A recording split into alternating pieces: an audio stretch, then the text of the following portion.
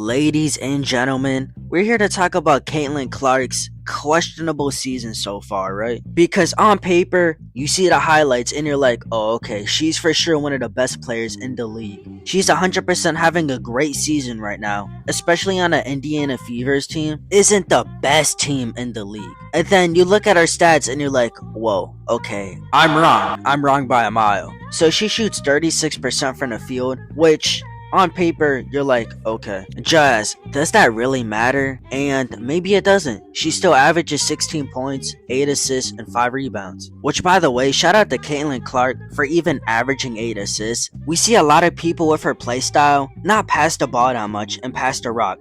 Steph Curry.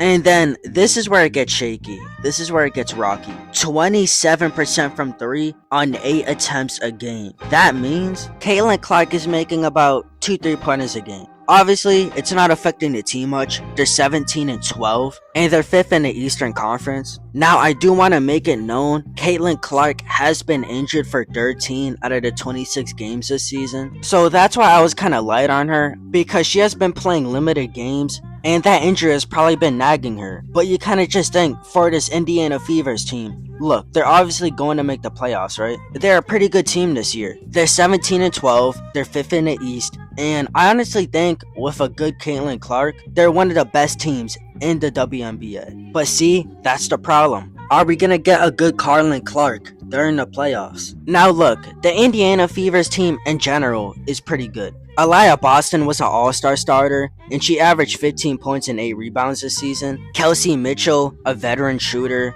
she averages about 20 points a game. And they have rough defenders too, like Sophie Cunningham, who is a bench and glue defender. And they have just signed a forward, Chloe Bibby, who is pretty good herself. But even though there is a good team, Caitlin Clark is still gonna need to be on her A game if the Fever really want a chance at winning the championship. Now look, I'm looking at the standings right now. Yo, the Lynx are 24-5.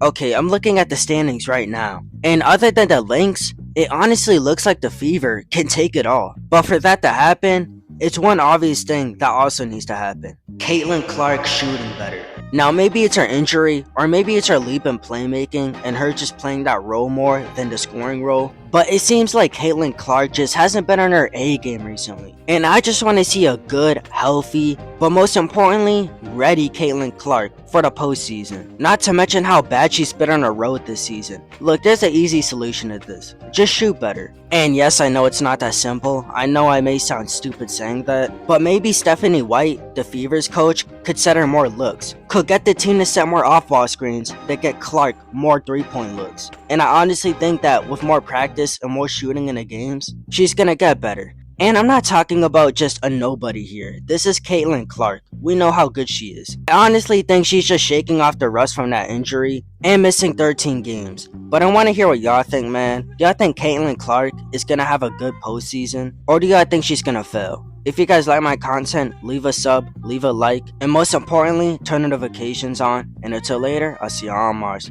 Peace. You telling me you falling out of love with me.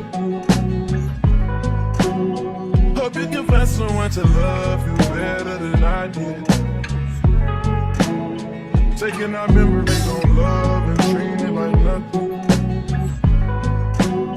Taking our memories on love and treating it like gossip. It's my love for my grandmother make me gentle when I care for you.